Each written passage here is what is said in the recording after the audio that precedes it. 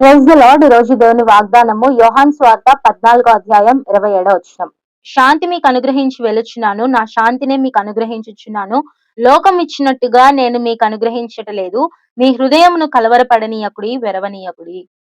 మన ప్రతిదిన జీవితంలో ప్రశాంతత లేకుండా చాలా మంది జీవితాలను ఎత్తుకొచ్చేస్తూ ఉన్నారు. ప్రశాంతత లేని జీవితములలో కలవరము ఒక మూలన చోటు చేసుకొని ఆ కలవరంతో చాలా సార్లు జీవితాలు నెట్టుకొచ్చేస్తూ ఉంటారు.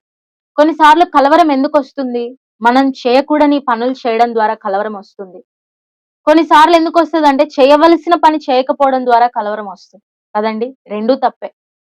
ఈ కలవరం ఉన్న పరిస్థితుల్లో నెమ్మది లేక, శాంతి లేక జీవిస్తూ ఉన్న మన జీవితంలో దేవుడు అంటున్నాడు, నేను మీకు శాంతిని అనుగ్రహిస్తాను. ఆ శాంతి ఎలాంటిదంటే, ఆ ప్రశాంతత ఎలాంటిదంటే, ఆ యొక్క సమాధానం ఎలాంటిదంటే, లోకమిచ్చినట్టు సమాధానం కాదు. లోకమిచ్చే శాంతి కాదు. లోకమిచ్చే జీవితం కాదు అని దేవుడు ఈరోజు మనతో మాట్లాడుతా ఉన్నాడు.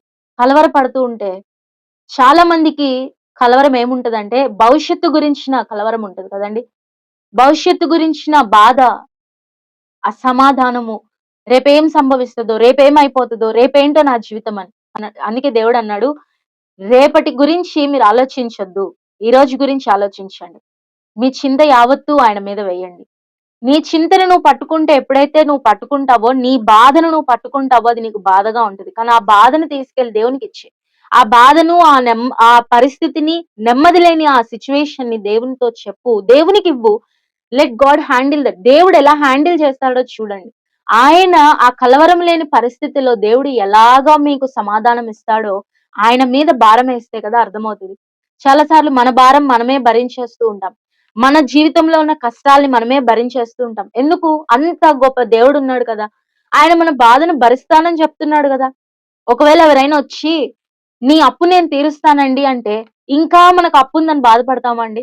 బాధపడం గదా! హమ్మయ్య! ఆయన నా అప్పు తీర్చేస్తానన్నాడని జెప్పి, మన అప్పంతా ఎంతుంది, ఎక్కడెక్కడ ఎవరికి ఎంతియ్యాలని జెప్పి మొత్తం ఒక లిస్ట్ రాసి ఆయనకిచ్చేస్తాం. మరి దేవుడు మీ భారాన్ని నేను భరిస్తానంటున్నప్పుడు, మళ్ళీ నీ భారం నువ్వు మోసుకోవాలని బాధపడడం ఎందుకు? నెమ్మది లేని జీవితం ఎందుకు? కలవరపడుతున్న జీవితం ఎందుకు? భయపడుతున్న జీవితం ఎందుకు? దేవుడున్నాడని నమ్మకం ఉంచండి. ఆయన నిన్ను సృష్టించాడు కదా! నిన్ను ఆయన స్వరూపంలో సృష్టించుకున్నాడు కదా! నిన్నింతవరకు గూడా నడిపించిన దేవుడు ఇక ముందుకు నడిపించడా? ఇంతవరకు నీకు నీ జీవితంలో నెమ్మది, సంతోషం, సమాధానం ఇచ్చిన దేవుడు ఇక ముందుకివ్వడా? ఇస్తాడు. ఒకవేళ నీ జీవితంలో అప్పటికి పరిస్థితులు అలా అనిపించొచ్చు కానీ, వెంటనే మనం చేయాల్సిందేంటో తెలుసా అండి? మోకరించి ప్రార్థించాల్సిన అవసరం గూడా లేదు. అలా దేవుని సన్నిధిలో మోకరించి కూర్చోండి. దేవునికి నీ హృదయ బాధ అర్థమవుతది. దేవునికి నీ వేదన అర్థమవుతది. నువ్వు మాటలు రాలేని పరిస్థితుల్లో నువ్వెళ్లి ఆయన దగ్గర మోకరిచ్చినప్పుడే దేవునికి సమస్తం అర్థమైపోద్ది.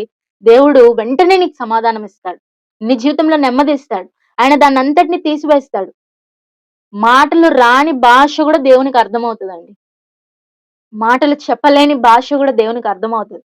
మనం ఇతరులకి మనం మాట్లాడి ఏదన్నా పంచుకుంటేనే మనుషులకు అర్థమవుతది కానీ, నువ్వు మాట్లాడకుండా అలా మోకరించినా కూడా ఆ భాష దేవునికి అర్థమవుతది. నీ హృదయంలో ఉన్న బాధను దేవుడు ఖచ్చితంగా తీసేస్తాడు. కాబట్టి ఒకవేళ ఇలాంటి పరిస్థితులు ఎవరైనా వెళ్తూ ఉంటే, దేవుడు మనకిస్తున్న వాగ్దానము నేను మీకు శాంతినిస్తాను. లోకమిచ్చినట్టు కాదు, నేను మీకు నెమ్మదినిస్తాను. కాబట్టి కలవరపడాల్సిన అవసరం లేదు. బాధపడాల్సిన అవసరం లేదు. దేవుడున్నాడు. మన ప్రతి పరిస్థితిని ఆయన అర్థం చేసుకుంటాడు. ప్రతి సమస్యకు పరిష్కారం ఆయన చూపిస్తాడు. ఈ వాగ్దానాన్ని బట్టి ధైర్యం తెచ్చుకొని, ఈరోజు మనము ఆయన కొరకై జీవిద్దాం. Praise the lord.